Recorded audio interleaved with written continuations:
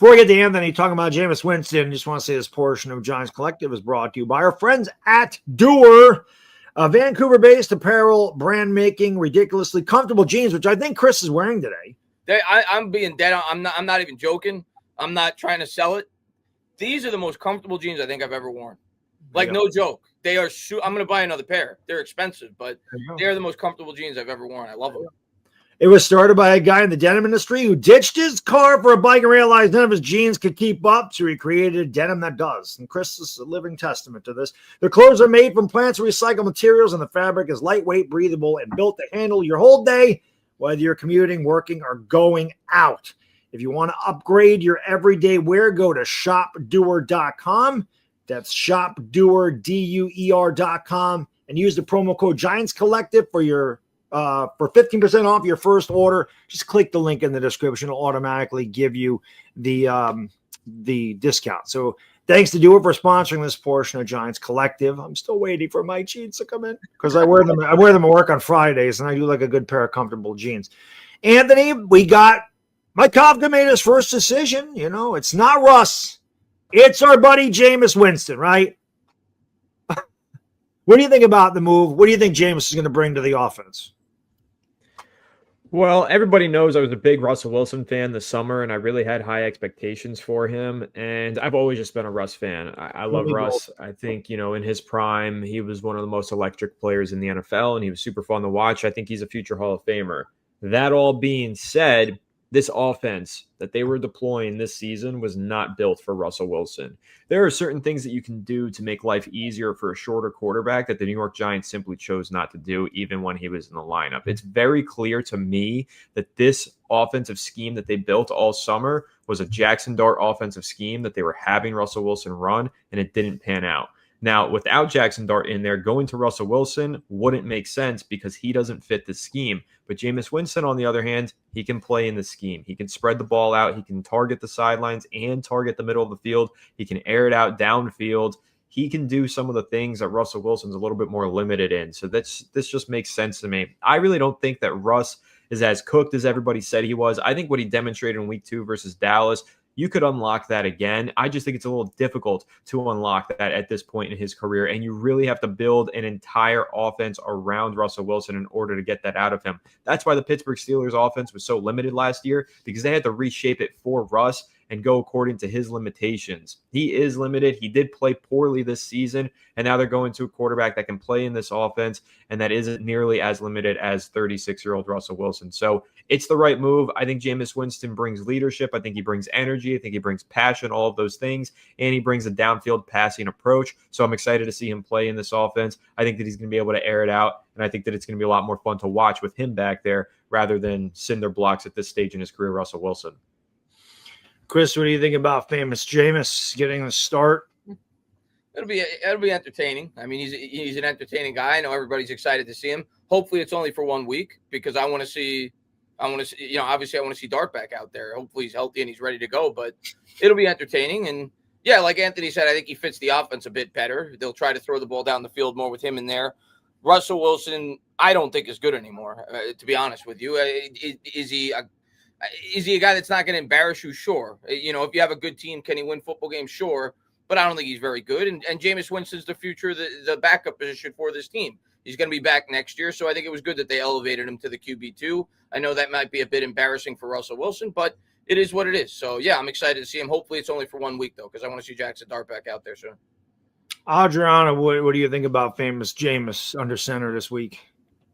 I am so excited. His initial press conference, I was just laughing and I was like, yes, this is why we were all so excited when they signed Jameis. He's talking about how he's just so grateful to be in the best city in the world. He's been playing this game since he was 4 years old. He can't wait to get back out there. And then he starts singing. And I'm like, you know what? Hell yeah, Jameis, let's go. So I'm excited. I also saw the Giants posted a video of some of Jameis's like pregame speeches. And I feel like he's going to do a really good job of rallying this team and keeping everyone together. Now, I don't know if that means they're actually going to win the game, but I think at the very least, they're going to have a vocal leader who is going to help the whole team, kind of help them play together. So I think that's going to be important. And it's not like I don't think Jackson did that. I just think Jameis is a different vibe and he's going to help kind of do that. The thing that I can't figure out, and I really have been thinking about this a lot over the last couple of days, is what the hell really was going on with the front office and the decision making? Because I have talked extensively about how I don't think Brian Daboll was a good head coach, but he's not stupid. And he knew that Russell Wilson was not good enough to be a backup quarterback. And he knew that during all the times that Jackson Dart went down and had to get evaluated for a concussion mid-game, that Russell Wilson coming in was not going to help them win the game. So I can't figure out why all of a sudden Mike Kafka is now interim head coach, and he's allowed to switch the quarterback situation. He's allowed to bring in Isaiah Hodgins as a new wide receiver, which everyone has been screaming about since Malik Neighbors went down, and it took them until now to do it. They finally put Graham Gano on IR for the second time this year, and now they signed another kicker. I'm just like, was Daboll like really not involved in any of these moves, which I think is bullshit, because Mike Kafka also said to the media that him and Joe Shane are going to sit down and go over the roster moves and the elevations before the game on Sunday. So I can't figure it out. And I just think that it's bizarre, but I feel like it needs to be discussed because, like I said, while I don't think Daboll is a great coach, he's a good quarterback coach. Like, I'm never going to deny that. I think he's done a great job with Jackson Dart from what I've seen so far. I don't think he made Josh Allen what he is, but I think he helped. And I can't figure out how he managed to keep Russell Wilson as quarterback 2 this whole season. And Mike Kafka comes in and was like, oh, hell no. So I don't know, just very odd. John Mara tells us all the time, I don't meddle. And then he's the one who fires Brian Daboll, and Joe Shane was supposedly shocked, didn't see it coming. So maybe Joe Shane said, I got to save my ass and I'm going to make all these decisions. I don't know, but it's fishy. It's bizarre. It is interesting with Daboll. Maybe the only thing I can think of with Isaiah Hodgins is that, the Giants lost little Jordan Humphrey off the practice squad and they just needed to replace somebody, and Isaiah Hodgins was out there. I don't really know. But yeah, Smith Marset is still on the practice squad. Yeah. I mean, again, it is weird that all these moves are being made now. I don't know, man. I always rooted for Daboll. I really thought Daboll could figure it out. I thought in 2023 he just had a bad year, but he never got better. And it was wearing on him, obviously, but I think his personality is just not meant to be a head coach. Like Anthony said, you can't snap at people. You can't throw temper tantrum. My kid is 8. He's not supposed to throw a temper tantrum. He knows that's wrong, but he's 8 years old. So that happens. When the Giants lose, I throw temper tantrums if we're being fair. But still, I'm not coaching people. Okay, I'm not yelling at people in front of other people. Like I doubt that's going on behind closed doors. It's probably out there for everybody to see.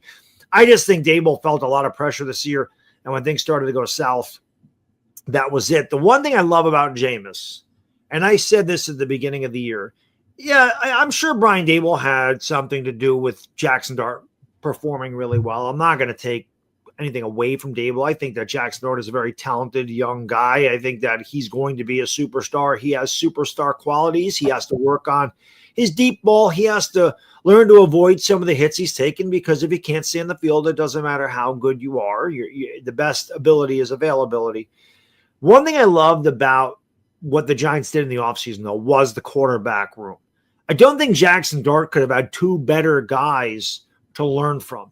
And I think having guys like Russell Wilson in that locker room, even if he's not what he used to be on the field, certainly helps Jackson Dart's development. Jameis Winston's attitude certainly helps Jackson Dart's attitude. I know Jackson Dart hates losing, and I love that attitude about him.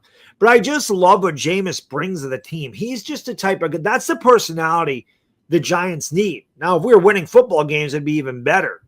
But I'm very anxious to see Jameis. It is not going to be dull. He is going to throw a lot of passes. He is going to complete a lot of passes. We just don't know which team he's going to complete them to. But it doesn't matter, because he's not going to run around back there and then look for a check down. When Jameis Winston is great, he's just going to full launch mode and just chuck the ball down the field.